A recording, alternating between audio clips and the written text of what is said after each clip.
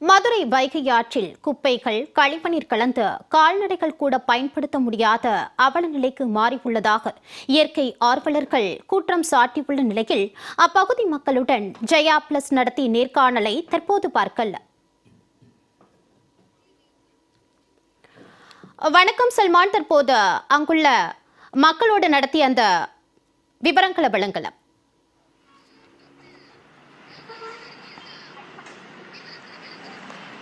Madurai மாநகரினுடைய 12 kilometre தொலைவில் இருக்கக்கூடிய மதுரை வைகை ஆறு என்பது தென் மாவட்ட மக்களுடைய குடிநீர் தேவை மட்டுமல்லாமல் விவசாய தேவைக்கும் அதிக அளவிற்காக பயன்படுத்தப்படுகிறது. இந்த நிலையில்தான் பிரசித்தி பெற்ற வைகை ஆறு என்பது ஒரு புனிதமான ஒரு நீராக கருதப்பட்ட ஒரு சூழலில் தற்பொழுது விலங்குகள் கூட, குறிப்பாக கால்நடைகள் கூட பயன்படுத்த முடியாத அளவிற்கான கழிவுநீர் உள்ளிட்ட கழிவுகள் கொட்டக்கூடிய ஒரு அறிவிக்கப்படாத குப்பை தொட்டியாக மதுரை வைகை ஆறு என்பது மாறி இருக்கிறது. இதனால் ஒட்டுமொத்தமாக வைகை ஆற்றில் மூலமாக எடுக்கக்கூடிய குடிநீர் கூட மருந்தாக மாறக்கூடிய ஒரு சூழல் உருவாகி இருக்கிறது. குறிப்பாக மக்கள் பயன்படுத்த முடியாத ஒரு நிலைக்கு ஆளாக்கப்பட்டிருக்கிறது. அதே போன்று மதுரை வைகை ஆற்று சுற்றியுள்ள பகுதி மக்களும் கூட இதனால் மிகப்பெரிய ஒரு பாதிப்புக்குள்ளாகக்கூடிய ஒரு சூழல் ஏற்படுகிறது. அதே போன்று மதுரை வைகை ஆற்றை பொறுத்த மட்டிலும் அந்த தை அமாவாசை உள்ளிட்ட இது போன்ற பிரதான விழாக்களின் பொழுது அங்கு அந்த வைகை ஆற்று நீரில் அந்த புனித நீராடுதல் போன்ற நிகழ்வுகள் கூட நடத்தப்பட்டு வருகிறது. குறிப்பாக அதே போன்று கள்ளழகர் வைகை ஆற்றில் எழுந்தருளும் நிகழ்வு என்பது இந்த பகுதியில் தான் நடக்கும். அப்போது லட்சக்கணக்கான பக்தர்கள் அதே போன்று பொதுமக்களும் இந்த பகுதியில் வந்து தொடர்ந்து அந்த வைகை ஆற்றில் குளிப்பார்கள். இப்படியாக பிரதானமாக மக்களுடைய பயன்பாடாக இருக்கக்கூடியது. அதே போன்று சிவகங்கை, ராமநாதபுரம், மதுரை, தேனி உள்ளிட்ட விவசாய தேவைகளில் 90% ஒருபோக மற்றும் இருபோக பாசன விவசாயத்திற்கு இந்த வைகை ஆற்று தண்ணீர் தான் முழுவதுமாக பயன்படுத்தப்படுகிறது. இப்படியாக பிரதானமாக மதுரையினுடைய ஒரு அடையாளமாக இருக்கக்கூடிய மதுரை வைகை ஆறு என்பது தற்பொழுது கால்நடைகள் கூட பயன்படுத்த முடியாத ஒரு நிலைக்கு தள்ளப்பட்டது குறித்தாக அந்த பகுதி பொதுமக்கள் இருக்காங்க. இப்போ வைகை நதி மக்கள் இயக்கத்தினுடைய ஒருங்கிணைப்பாளர் வைகைராஜன் அவங்ககிட்ட இருக்காங்க. இப்போ தொடர்ந்து வைகை ஆறு என்பது மிகப்பெரிய ஒரு கழிவு கொட்டக்கூடிய ஒரு பகுதியாக மாறி இருக்கிறது. என்னென்ன மாதிரியான கழிவுகள் கலக்கிறது, இது எவ்வளவு பெரிய பாதிப்பை ஏற்படுத்தும்? வணக்கம். மதுரை வைகை ஆறானது நீர்வளத்துறையுடைய பொறுப்பு இருந்தாலும் மதுரை இருக்கக்கூடிய இந்த 12 கிலோமீட்டரை மதுரை மாநகராட்சி தான் பராமரிக்கிறாங்க. இப்படி மாநகராட்சி பராமரிக்கக்கூடிய இந்த பகுதியில் தான் அதிகமான கழிவு, கிட்டத்தட்ட ஒரு 68 இடங்களில் ராட்சத பைப்பு மூலம் வைகை ஆற்றில் தொடர்ந்து 40 ஆண்டு காலமாக இந்த கழிவு நீர் தொடர்ந்து ஓடிக்கிட்டே இருப்பதனால மதுரையினுடைய இந்த நிலத்தடி நீர் வந்து குடிக்க நஞ்சற்றது அப்படின்னு சொல்லி, தகுதியற்றது என்று சொல்லி பல ஆய்வுகள் தெரிவிச்சிருக்காங்க. அதே போல இந்த 12 கிலோமீட்டர்ல இருக்கக்கூடிய பகுதியில் இருக்கக்கூடிய ஒவ்வொரு தெருக்களிலும் இருக்கக்கூடிய கழிவுகளை எல்லாம் ஒன்று சேர்த்து அத்தனையுமே வைகை ஆற்றெல்லாம் கொட்டுறாங்க. அதுபோக பொதுமக்கள் கொட்டக்கூடிய பாலித்தீன் குப்பைகளும், இது எதையுமே மாநகராட்சி தினசரி தூய்மை பணியில வைகை ஆற்றை வைக்கவில்லை என்பதுதான் என்னுடைய குற்றச்சாட்டாக இருக்கிறது. அதுபோக வந்து மதுரை மாநகராட்சி குப்பைகளை தரம் பிரிப்பதிலும் சரியான இது கையாளப்படலை, மேற்கொள் படல. அதுபோக கழிவு நீரையும் இங்கிருந்து நம்ம சுத்திகரிப்பு நிலையமாக 2 இருக்கிறது. இந்த தெற்கு பகுதியில் எடுத்துக்கிட்டீங்கன்னா அவனியாபுரம், வெள்ளக்கல் அந்த பகுதியில் இருக்கிறது. இந்த பக்கம் சக்கிமங்கலத்தில் இருக்கிறது. இந்த 2 பகுதியிலாம் இந்த கழிவு நீரை சுத்திகரிக்கக்கூடிய நிலையம் இருக்கிறது. அப்படி அந்த 2 நிலையத்துக்குமே வந்து அதிகமான கழிவு நீரை சுத்திகரிப்பு பண்ணக்கூடிய திறன் இருந்தும் மதுரை மாநகராட்சி இங்கிருந்து அனுப்பக்கூடிய கழிவு நீரை சரியாக அனுப்பாததுனால அந்த தண்ணீர் எல்லாமே பீக் ஹவர்ஸ் சொல்லுவாங்க, 6 to 10 வைகை ஆற்றில் கடுமையான கழிவு நீர் தொடர்ந்து கொட்டிக்கொண்டே இருக்கிறது. அதனால மக்கள் அதிகமாக கழிவு நீரை குடிநீரை அதுக்காக பயன்படுத்தக்கூடிய இந்த நீரை முழுவதுமே வைகை ஆற்றில் தான் விடுவாங்க. மதுரை வைகை ஆற்றில் வந்து கிட்டத்தட்ட 12 இடங்கள்ல பம்பிங் ஸ்டேஷன் சொல்லக்கூடிய இந்த கழிவு நீரை சுத்திகரிப்பு நிலையத்துக்கு அனுப்புறதுக்காக அமைக்கப்பட்ட இந்த பம்பிங் ஸ்டேஷன் என்ன பண்றாங்க, வைகை ஆற்றில் முழுக்க இந்த பம்பிங் ஸ்டேஷன்ல இருந்து பீக் ஹவர்ஸ்ல வந்து இந்த நிறைய தண்ணீர் அவங்க வெளியிடுறதுனால மிகப்பெரிய அளவில் வந்து வைகை மாசுபட்டிருக்கு. மதுரையினுடைய நிலத்தடி நீர் மிக மாசுபட்டதுனால இது குடிக்க தகுதியற்ற தண்ணீர், இது நஞ்சாக மாறி உள்ளது என்பதை பல ஆய்வுகள் சொல்கின்றன. தொடர்ந்து வைகை ஆற்றில் வந்து குப்பைகள் அதிகமாக போடுவது வந்து ஏற்கனவே நம்ம மாநகராட்சிக்கு உயர்நீதிமன்றம் நிறைய உத்தரவுகளை பிறப்பிச்சிருக்காங்க. குப்பைகள் போடுவரை வந்து கண்காணிக்கணும், அவர்கள்ட்ட இருந்து நேரடியாக அபதாரம் விதிக்கணும், அதுபோக வந்து கழிவு நீரை கட்டுப்படுத்தணும், அதுபோக சிசிவி கண்காணிப்பு கேமரா வைக்கணும், இப்படி பல உத்தரவுகள் உயர்நீதிமன்ற நீதியரசர்கள் பிறப்பித்திருக்காங்க.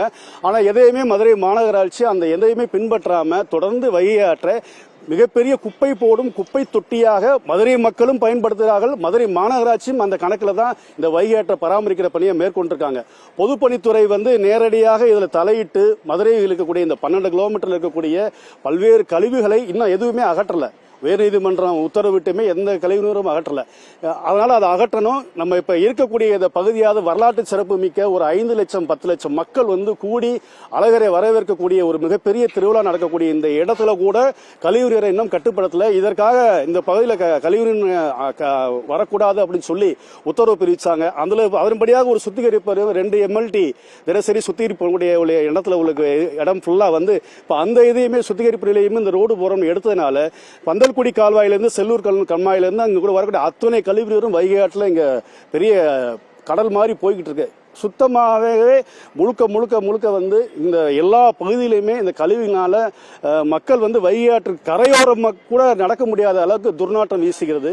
எனவே மதுரை மாநகராட்சி நடவடிக்கை எடுக்கணும். கோர்ட்டு தீர்ப்பு கொடுத்திருக்கு. பல்வேறு விதமான வழிகாட்டுதல் கொடுத்திருக்காங்க. ஆர்டிஐல கூட நேற்று கூட ஆர்டிஐல கேட்டிருக்கோம். கண்காணிப்பு கேமரா நடத்தணும், குப்பையில் போடவும் நடைமுறைக்கு எடுக்கணும்னு சொல்லியிருக்காங்க. ஆனா எதையுமே அவங்க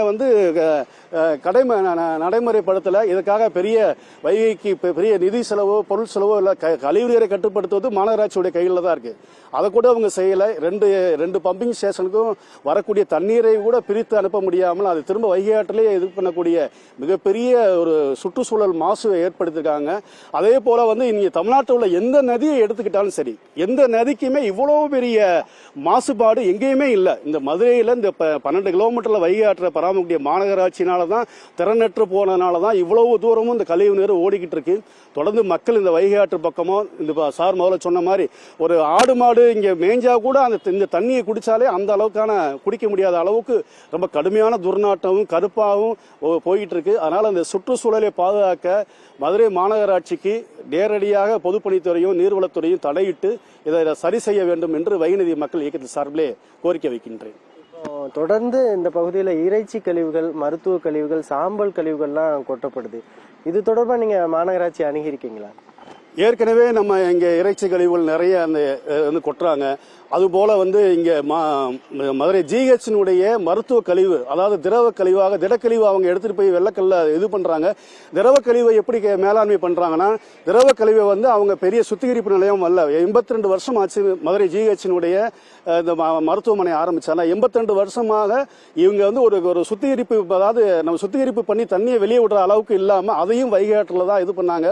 அதையும் தடுக்கணும்னு சொல்லி அதுக்காக நீதிமன்றம் உத்தரவு போட்டிருக்கு. இருந்தாலும் இப்ப சுத்திகரிப்பு நிலையம் வச்சுட்டாங்க. இருந்தாலும் அந்த சுத்திகரிப்பு நிலையம் இன்னும் செயல்படாம இருக்கனால ஏற்கனவே இப்ப மக்களுடைய மனநிலை இருக்குன்னா, ஏற்கனவே சாக்கடை ஓடுது, இதை நான் குப்பையை போட்டா என்ன ஆகும் என்ற மனநிலை தான் இந்த வைகை ஆறு தொடர்ந்து மாசுபடுவதற்கு காரணம். முதல்ல மாநகராட்சி இந்த கழிவு நீரை நிறுத்தினாலே மக்கள் பாதி குப்பை போற இருக்கும். குப்பையோட குப்பையா நான் போடுவதில் என்ன அர்த்தம் இருக்குது என்பதை தான் மக்கள் தொடர்ந்து சொல்றாங்க. ஆமா, தொடர்ச்சியாக இந்த மதுரையினுடைய வைகை ஆற்று பகுதியில் இந்த நீரானது முழுமையாக பயன்படுத்த முடியாத அளவிற்கான ஒரு நிலை ஏற்பட்டிருக்கிறது. இது தொடர்பாக மதுரை இயற்கை பண்பாட்டு அறக்கட்டளை ஆய்வுக்குழுவுடைய தமிழ்தாசன் அவர்கள் இருக்காங்க. அவங்கள்ட்ட கேட்க, சார், நீங்க தொடர்ச்சியான வைகை ஆறு நீர் தொடர்பாகவும் அது எந்த அளவுக்கு மாசற்று இருக்கு, எந்த அளவுக்கான நிலை இருக்கிறது என்பது குறித்து நேரடியாக ஆய்வு மேற்கொண்டு ஆய்வு முடிவு என்ன வந்ததுங்க சார்? இந்த ஆய்வு கடந்த வருடத்தில் ஆகஸ்டுக்கும் செப்டம்பருக்கு இடையில நாங்கள் ஒரு 2 மாதம் தொடர்ச்சியாக செய்தோம். நேரடியாக ஒரு 15 நாட்கள் கள ஆய்வு.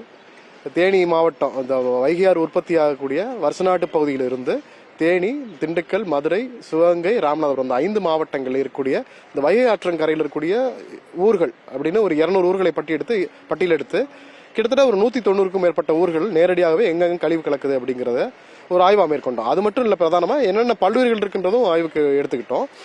இந்த இதை பொறுத்தவரையும், வைகையை பொறுத்தவரையும் நாங்க எடுத்துக்கிட்ட கணக்குல தேனியிலிருந்து ராமநாதபுரம் வரை ஏறக்குறைய 177 இடங்கள்ல நேரடியாகவே வைகை ஆற்றில் சாக்கடை கலக்குது. அதை நாங்க ஒரு ஆய்வறிக்கையாகவும் சமர்ப்பித்து அதை நம்ம இதுவும் கொடுத்துருக்கோம். இந்த 177 இடங்கள்ல நம்ம ஆய்வுக்கு எடுக்கும்போது அப்ப இந்த தண்ணியினுடைய தரம் குறித்தும் எடுக்கிறதுக்கு வாட்டர் சாம்பிள்ஸ் இதை கலெக்ட் பண்ணோம். ஏன்னா எல்லா இடங்கள்லயுமே ஓடுற தண்ணியில தான் எடுத்தோம், கிடைக்கிற தண்ணியில எங்கேயுமே எடுக்கல. ஏன்னா ஓடுற தண்ணி தான் நாங்க, அதனாலதான் தென்மேற்கு பருவமழை முடிந்த பிறகு அந்த டேம்ல இருந்து தண்ணி வரக்கூடிய தண்ணியெல்லாம் வரக்கூடிய காலங்கள்ல தான் ஓடுற தண்ணியில நீர் எடுத்தோம். 36 இடங்கள் எடுத்தோம், தேனி துவங்கி ராமநாதபுரம் வரையும். அவங்க அந்த 36 இடங்கள்ல எடுத்த நீரை லேபுக்கு அனுப்பி ரிப்போர்ட் வாங்கும்போது பெரிய அதிர்ச்சிகரமான தகவலா இருந்தது. அந்த 36 இடங்கள் எடுத்த நீர் மாதிரிகள்ல எந்த இடத்துலயும் குடிப்பதற்கோ கால்நடைகளுக்கு சுத்திகரித்து செய்து பயன்படுத்துவது தகுதி வாய்ந்த நீர் எங்கேயுமே வைகையில ஓடலைங்கிறதா அந்த 36 இடங்கள் எடுத்த மாதிரிகளையும் சொல்லுது. தேனி மாவட்டம் வரை நமக்கு 3ஆம் தரம் நீர், அதாவது முதல் தரம்ங்கிறது குடிப்பதற்கு, 2ஆம் தரம் என்பது குளிப்பதற்கு, 3ஆம் தரம் என்பது சுத்திகரிப்பு செய்து அதை நம்ம குளிப்பதற்கு பயன்படுத்திக்கலாம், 4ஆம் தரம் என்பது கால்நடைகளுக்கும் மீன் வளர்ப்புக்கும் பயன்படுத்தலாம், 5ஆம் தரம் என்பது தொழிற்சாலைக்கு பயன்படுத்தலாம், 5ஆம் தரம் கீழ் இருக்கிறது எதுக்குமே பயன்படுத்த முடியாது அப்படிங்கிறதா. தேனி மாவட்டத்தில் கிடைக்கக்கூடிய நீர் மாதிரிகள் எடுக்கும்போது அது வெறும் 4ஆம் தரத்துல தான் இருக்குது, அதாவது கால்நடைகளுக்கு பயன்படுத்தலாம். அதுவே நம்ம தேனி கடந்து கீழே வருகிற போது எல்லா இடத்துலயுமே 5ஆம் தரம் நீர், ராமநாதபுரம் போகும்போது 5ஆம் தரத்துக்கும் கீழான நீர் தான் இருக்குது அப்படிங்கறதா வேலைக்குரிய செய்தியா இருந்தது. ஸோ இதையெல்லாம் அவங்க ஒரு அறிக்கையா தயாரிச்சு மதுரை மாவட்டத்தினுடைய ஆட்சியருக்கும் மாண்புமிகு முதலமைச்சருக்கும் நாங்க இதை தகவலா கொண்டு போய் அந்த அறிக்கையை சமர்ப்பிச்சிருக்கிறோம். இதன் அடிப்படையில் நீதிமன்றமும் மதுரை உயர்நீதிமன்றமும் தலையிட்டு இதை வழக்காக தானா முன் எடுத்திருக்கிறாங்க. அதை ஒட்டி பல்வேறு உத்தரவுகளை பிறப்பித்துட்டே வந்துட்டு இருக்காங்க. இந்த மாதிரி தொடர்ச்சியா அந்த வைகை ஆற்றுடைய நீரை பயன்படுத்த முடியாத ஒரு சூழல்ல இருக்குது. அதற்கு என்ன தீர்வு இருக்கணும்னு நினைக்கிறீங்க? இது எத்தனை வருஷமா இந்த மாசு பிரச்சனை இருக்கும்? இப்ப இந்த ஒரு வைகைங்கிறது இந்த வைகை மதுரை மாநகராட்சின்றது ஒரு 12 கிலோமீட்டர். இப்ப இங்க வரக்கூடிய கழிவு நீருங்கிறது இது வெறும் மதுரையினுடைய கழிவு நீரா மட்டும் இருக்கிறது இல்ல. தேனி மாவட்டத்தில இருந்து அங்க மேல நம்ம கூடலூர், கம்பம், உத்தமபாளையம் இந்த பகுதியில இப்ப நகரமாயிட்டே வருது. இந்த பகுதியில் இருக்கக்கூடிய அங்கேயுமே பாதாள சாக்கடை திட்டங்கள் கிடையாது, அது எல்லாமே ஆத்துக்கு தான் வருது. அதுல இருந்து சுருளியார் வழியா, முல்லை பெரியார் இந்த கலக்கூடிய சுருளியார் வழியா நேரா வைகைக்கு வந்துருது. வைகையில இருந்து இங்கிட்டு பார்த்தோம்னா கடமலை கொண்டுங்கிறது இன்னைக்கு இப்ப நல்ல பெரிய டவுனா மாறி இருக்குது, அதனுடைய கழிவுகளும் இங்க வருது. அதே மாதிரி அந்த பக்கம் மஞ்சளாறுல இருந்து வரக்கூடிய மருதாறுல இருந்து வரக்கூடிய வத்தலை உண்டு பெரியகுளம் இந்த பகுதியெல்லாம் இன்னைக்கு பெரிய டவுன் ஆயிடுச்சு, அதனுடைய கழிவு நீர், அப்புறம் சோளம் தான், இதெல்லாம் சேர்த்து மதுரைக்கு பல்வேறு நகரத்தினுடைய கழிவுகள், நகராட்சிகள் இருக்கக்கூடிய இன்னைக்கு நீங்க மதுரையினுடைய கரைகள் இருக்கக்கூடிய பெரிய ஊர்கள் எடுத்துக்கிட்டோம்னா மதுரை, திருப்புவனம், பரமக்குடி, மேல தேனி, இங்க ராமநாதபுரம். இதுல தேனியும் தேனி நகராட்சி, மதுரை மாநகராட்சி, ராமநாதபுரம் நகராட்சியில மட்டும்தான் பாதாள சாக்கடை திட்டம் இருக்குது. மற்ற எங்கேயுமே இந்த வரக்கூடிய பல்வேறு ஊராட்சிகள் இருக்குது, பேரூராட்சிகள் இருக்கு, நகராட்சிகள் இருக்கு, சின்னமனூர் நகராட்சி, இப்படி பல்வேறு நகராட்சிகள் எந்த நகராட்சிகள்லயுமே பாதாள சாக்கடை திட்டம் கிடையாது. அப்படிங்கிறப்ப வேற வழியே இல்லாமல் இதெல்லாம் சுத்திகரிப்பு செய்யாமலே இந்த பகுதிகளில் வைகாற்றில் நேரடியாகவே இந்த 177 இடங்கள்ல நேரடியாகவே சாக்கடை கலக்கத்தை பாக்குறோம். ஏற்கனவே செயல்பாட்டில் இருக்கக்கூடிய பாதாள சாக்கடை திட்டம், அதுல இருந்து சுத்திகரிப்பு செய்யக்கூடிய நிலையங்கள் பல இடங்கள்ல அதனுடைய கெப்பாசிட்டிக்கு மீறியான, ஏன்னா அவங்க கெட்டும் போது ஒரு 2 MLD கட்டிருக்காங்கன்னா இன்னைக்கு 4 MLDக்கான கழிவுகள் வந்துட்டு இருக்குது. அதை சுத்திகரிப்பு செய்வதற்கான திறன் எல்லா நிலையங்களும் இருக்கான்னு கேட்டா இல்ல. அப்போ ஏதோ ஒரு வகையில ஒரு வேற வழி இல்லாம சுத்திகரிப்பு செய்து ஒரு அரைகுறையான சுத்திகரிப்பு செய்துதான் இன்னைக்கு விட்டுட்டு இருக்காங்க. ஓடுகிற தண்ணி சுத்திகரிப்பு செய்யப்பட்ட தண்ணியாவும் இல்லாம அது சாக்கடையாவே மறுபடியும் ஓடிட்டு இருக்குது. இந்த தண்ணி எவ்வளவு முக்கியம் அப்படின்னு கேட்டீங்கன்னா, இந்த தண்ணியை நம்பித்தான் கூட்டு குடிநீர் திட்டம், வைகை கூட்டு குடிநீர் திட்டம்ன்ற பேர்ல பல்வேறு கிராமங்களுக்கு இந்த தண்ணியை தான் குடிநீரா கொண்டு போயிட்டு இருக்காங்க. அது மட்டும் இல்லாம பல்லாயிரம் மக்கள் இந்த வைகை ஆற்றில் ஒவ்வொரு நாளும் குளித்து கொண்டிருக்காங்க. குளிக்க தகுதியற்ற நதி அப்படிங்கிற அடிப்படையில பல்லாயிரம் மக்கள் குளிக்கிறதுக்கு பயன்படுத்திட்டு இருக்காங்க. அது போக கால்நடைகள், ஒவ்வொரு பகுதியிலும் கால்நடைகள் இந்த தண்ணியை தான் நம்பி இருக்குது. இந்த தண்ணியில இருந்து பிரிஞ்சு போய் கால்வாயில தான் பல்வேறு கால்நடைகள் குடித்து கொண்டிருக்கிறது. அது போக உயிரினங்கள் எடுத்துக்கிட்டோம்னா 175க்கும் மேற்பட்ட வகைப்பட்ட பறவை இனங்கள் இதுல இருக்குது. 58க்கும் மேற்பட்ட நன்னீர் மீன்கள் இந்த கண்மாயில இந்த வைகை ஆற்றை நம்பி இருக்குது. அதே மாதிரி பண்பாட்டு திருவிழாக்கள் பார்த்தோம்னா சித்திரை திருவிழா எல்லாருக்கும் தெரியும், அழகர் ஆத்துல இறங்க திருவிழா. இது மாதிரி அழகர் ஆத்துல இறங்கக்கூடிய இந்த நிகழ்வானது மதுரை மட்டுமல்ல 17 இடங்கள்ல, தேனி, உப்பார்பெட்டி, இங்க பக்கம் சோழவந்தான், பரமக்குடி, மானாமரியில அழகர் கள்ளழகர் ஆற்றில் இறங்கக்கூடிய நிகழ்வு 17 இடங்கள்ல இந்த ஆத்துல நடக்குது. 17 இடங்கள்ல அழகர் ஆற்றில் இறங்கக்கூடிய வைகை ஆறு புட்டு திருவிழா, தெப்ப திருவிழா, புறவி எடுக்கிறது, முளைப்பாரி கிடைக்கிறதுன்னு தொடர்ச்சியாக வைகை ஆற்றோடு மக்கள் புழங்கி கொண்டு இருக்கிறாங்க. பல்வேறு சடங்குகளை திதி கொடுக்கறதுன்னு, நீர்மாலை எடுக்கிறது இந்த ஆற்றோட தொடர்ச்சியா புழங்கிட்டு இருக்காங்க. அப்படிப்பட்ட கூட்டணி குடிநீர் திட்டமாக இருக்கிறது, கால்நடைக்கு நீராக இருக்கிறது, பல்லுயிர்களுக்கு நீராக இருக்கிறது, மக்கள் புழங்கக்கூடிய பண்பாட்டு நீராக இருக்கக்கூடிய இந்த வைகை ஆறு 177 இடங்கள்ல கழிவு நீர் கலக்கிறதும் மேற்கொண்டு எந்த இடத்துலையுமே 3ஆம் 4ஆம் தரம் 5ஆம் தரம் 5ஆம் தரத்துக்கு கீழே இருக்கக்கூடிய நீர் தான் இந்த வைகை ஆற்றில் ஓடிக்கொண்டிருக்கிறது அப்படிங்கிறது வேதனை அளிக்கக்கூடியது. வைகை ஆறோட நீர் முழுவதும் மாசுபட்டிருக்கு. அந்த நிலத்தடி நீர் எந்த அளவுக்கு மாசுபடுறதுக்கு ஒரு சூழல் இருக்குதா? ஏன்னா தொடர்ச்சியாக வைகை ஆற்றை ஒட்டி இருக்க அதிக அளவுக்கான குடியிருப்பு பகுதிகள் இருக்குது.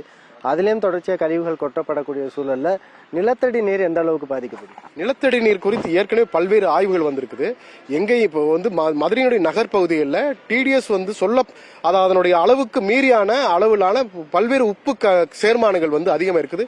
குடிக்க தண்ணியில் யதார்த்தமா எந்த வீட்லையும் இன்னைக்கு நார்மலா பியூரிஃபையர் இல்லாமல் ஒரு தண்ணியை குடிக்க முடியாது.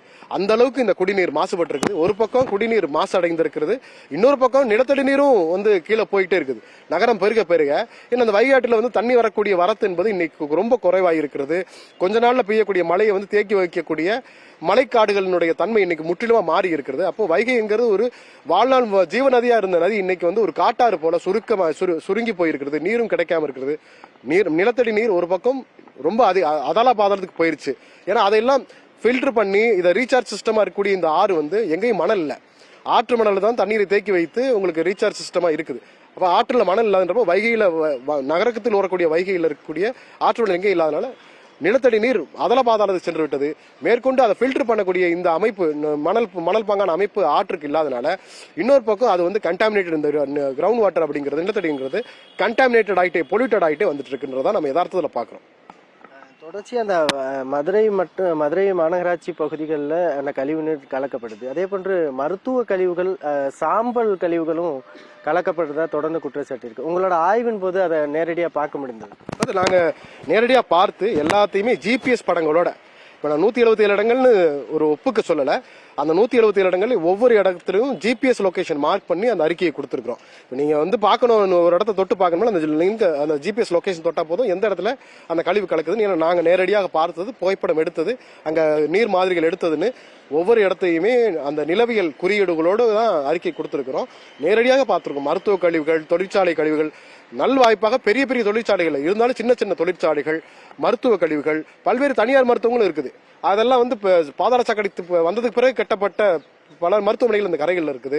பல மருத்துவமனைகளுக்கு வந்து நேரடியாக இந்த ஆற்றில் கழிவுநீர் கலக்கிறத பார்த்துருக்கிறோம். அது எதன் மீதும் வந்து அங்கே இருக்கக்கூடிய உள்ளாட்சி அமைப்புகளோ அல்லது நகராட்சி அமைப்புகளோ மாநகராட்சி அமைப்புகளோ அதை வந்து ஒரு தண்டனைக்குரிய குற்றமாகவோ அதை வந்து அதன் மீது விசாரணை நடத்தி அதன் மீது நடவடிக்கை எடுத்ததாகவோ எந்த சான்றுகளும் நாங்கள் பார்க்கவே இல்லை இந்த ஆய்வு காலங்களில். அதனால இது வைகை ஆற்றை அசுத்தப்படுத்துவது என்பது ஒரு இயல்பான வழக்காகவே மக்களுக்கும் மாறிடுச்சு, நிறுவனங்களுக்கும் மாறிடுச்சு அப்படிங்கிறத பாக்குறோம். இப்போ தொடர்ச்சியா மதுரையை சார்ந்த மக்களும் சரி, தென் மாவட்ட விவசாயிகளும் இந்த விவசாயத்துக்கு தேவைப்படக்கூடிய வைகை ஆற்று பகுதியை பாதுகாக்கணும்னு தொடர்ந்து கோரிக்கை இருக்கு. நடவடிக்கை எடுக்கப்படுதா? நடவடிக்கை எடுக்கிறதுக்கு என்ன மாதிரியான முயற்சிகளை மேற்கொள்ளணும்? இப்போ இது வந்து இந்த ஆறு எப்படியாவது காப்பாற்றப்பட வேண்டும் என்கிற அந்த முனைப்பு வந்து எல்லாருக்கும் இருக்கிறத நம்ம பார்க்கிறோம். அதனாலதான் உயர்நீதிமன்றம் தானாக வந்து தாமிரபரணியை காப்பாற்றுவதற்கு நடவடிக்கை எடுக்கிறது போல உயர்நீதிமன்றமே தானாக வந்து இந்த முயற்சிகளை வந்து வழக்கு பதிந்து எல்லா 5 மாவட்ட ஆட்சியர்களும் அதுபோக இந்த ஆற்றை பாதுகாக்கக்கூடிய அத்தனை துறைகளுக்கும் வந்து ரெஸ்பாண்டா சேர்த்து இதை நீங்க என்ன நடவடிக்கை எடுக்கிறீங்கன்னு கேட்டுட்டு இருக்கிறாங்க. மாநகராட்சி பல்வேறு நடவடிக்கை எடுக்கிறது, எங்களை வந்து கூப்பிட்டு பேசி, வைகராஜன் உட்பட எங்களை எல்லாம் கூப்பிட்டு பேசி இதுல என்னென்ன பிரச்சனைகள் இருக்குன்னு ஒரு கட்ட அமர்வு நடந்தது, முயற்சிகள் எடுக்கிறாங்க. ஆனா இது என்னன்னா இதற்காக ஒதுக்கப்படக்கூடிய நிதி, இதற்காக காட்டப்படக்கூடிய முனைப்பு அப்படின்னு பார்த்தோம்னா மற்ற திட்டங்களுக்கு காட்டப்படக்கூடிய முனைப்பு இந்த வைகை சுத்திகரிப்பு, இந்த வைகை மீட்பதற்கான முயற்சிகளை பார்க்கும்போது அது தோய்வாகத்தான் இருக்குது அப்படிங்கறத நம்ம பார்க்க முடியுது. இந்த பொதுப்பணித்துறைக்கும் மாநகராட்சிக்கும் இடையே உள்ள ஒரு குளறுபடி, நிர்வாக குளறுபடி, அது என்னென்னா தொடர்ச்சி ஆகாய தாமரை செடிகள் தொடர்ந்து வைகை ஆற்று முழுவதுமாக ஆக்கிரமிக்குது. அதே போன்று கழிவுகளும் கொட்டப்படுது. அந்த நேரங்களில் பொதுப்பணித்துறை மற்றும் மாநகராட்சி உள்ளாட்சித்துறைக்கு இடையே இருக்கிற முரண்பாடுகளால இது போன்று வைகை ஆறு தொடர்ந்து அந்த ஒரு பாதுகாப்பு இல்லாத ஒரு சூழலுக்கு மாறுகுதா? இல்ல, அதான் இந்த மாநகராட்சி ஆகினதுக்கு பிறகு இந்த வைகை ஆற்றினுடைய முழு பொறுப்பையும் ஏதாவது கரைகளை மட்டும் அவங்க எடுத்துக்கிறாங்க. இந்த வைகை ஆற்றுக்குள்ள செய்ய வேண்டிய வேலை ஏதாவது இருந்துச்சுன்னா அதை பொதுப்பணி எடுத்துக்கிறாங்க.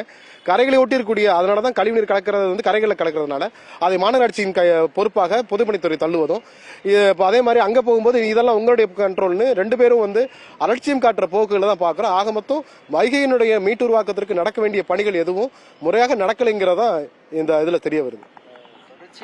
மதுரை மக்களுடைய இந்த வைகை நதி மக்கள் இயக்கத்துடைய ஒருங்கிணைப்பாளரும் சரி, அதே போன்று ஆய்வுக்குழுவில் தந்த தமிழ்தாசன் அவர்களும் கூறும்போது, மதுரையை பிரதானமாக இருக்கக்கூடிய மதுரையின் அடையாளமாக இருக்கக்கூடிய மதுரை வைகை ஆற்றை மீட்டு உருவாக்கம் செய்வதற்கான நடவடிக்கைக்கு தொடர்ந்து பொதுமக்கள் கோரிக்கை விடுத்து வருகிறார்கள்.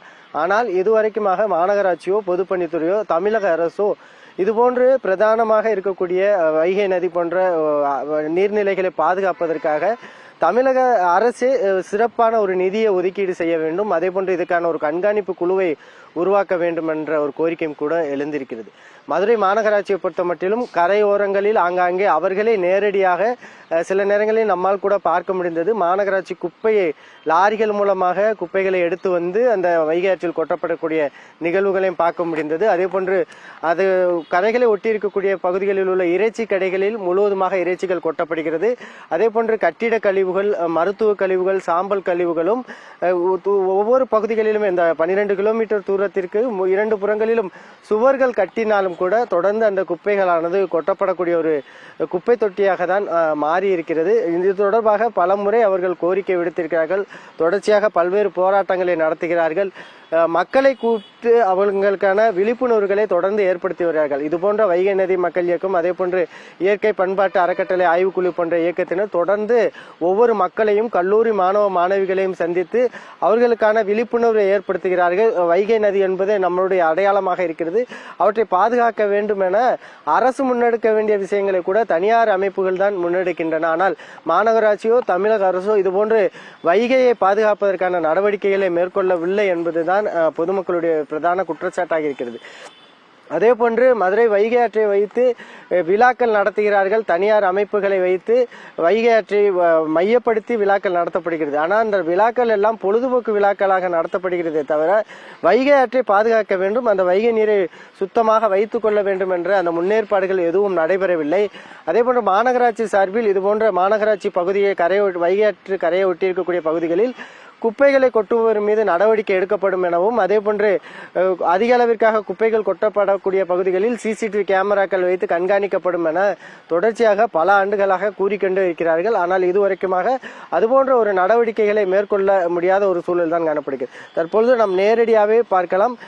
நம்ம இருக்கக்கூடிய அந்த பகுதி என்பதுதான் மதுரையில் வைகை ஆற்றில் என கள்ளழகர் வைகை ஆற்றில் எழுந்தள்ளக்கூடிய அந்த நிகழ்வு நடைபெறக்கூடிய பகுதியை தான் நம் ஒளிப்பதிவாளர் சந்தானம் காட்டிக் கொண்டிருக்கு.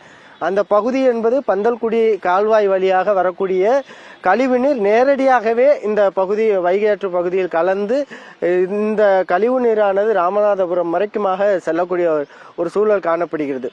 அந்த பகுதியில் உள்ள கால்நடைகள் மேயக்கூடிய ஒரு பகுதியாக தான் முழுவதுமாக வைகை ஆற்று பகுதி மாறி இருக்கிறது.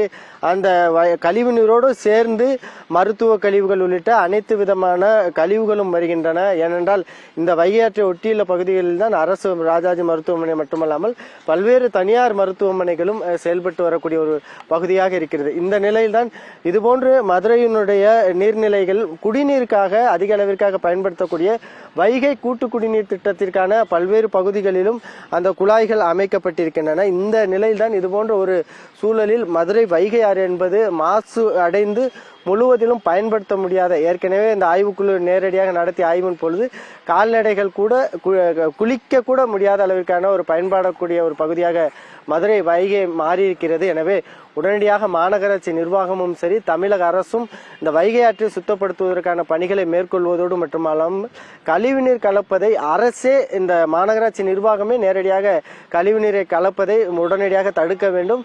அதே போன்று தனியார் நிறுவனமோ பொதுமக்களோ இது போன்ற கழிவு நீர்களை நேரடியாக கலக்கும் போது அந்த நிறுவனத்திற்கு உடனடியாக கடுமையான சட்டப்படியான நடவடிக்கை மேற்கொள்ள வேண்டும் எனவும், ஏனென்றால் வைகை ஆற்று கரையோரம் இருக்கக்கூடிய தனியார் நிறுவனங்கள் நேரடியாக பாதாள சாக்கடையில் அனுப்பக்கூடிய அந்த கழிவு நீரை நேரடியாகவே குழாய்கள் வைத்து அந்த வைகை ஆற்றிற்குள் அனுப்பக்கூடிய ஒரு நிகழ்வும் கூட தொடர்ந்து அரங்கேறக்கூடிய ஒரு நிலைதான் காணப்படுகிறது. ஒட்டுமொத்தமாக தென் மாவட்ட மக்களுடைய விவசாய தேவைகளுக்காகவும் மதுரை மாநகராட்சி பகுதிகளுடைய குடிநீர் தேவைக்காகவும் பயன்படுத்தக்கூடிய மதுரை வைகை ஆறு என்பது அது அசுத்தமான ஒரு ஆறாக, சென்னையை போன்ற ஒரு கூவம் நதியாக மாறிவிடுமோ என்ற அச்சத்தில் இந்த மக்கள் இருக்கக்கூடிய ஒரு நிலையை தான் நம்மால் பார்க்க முடிகிறது.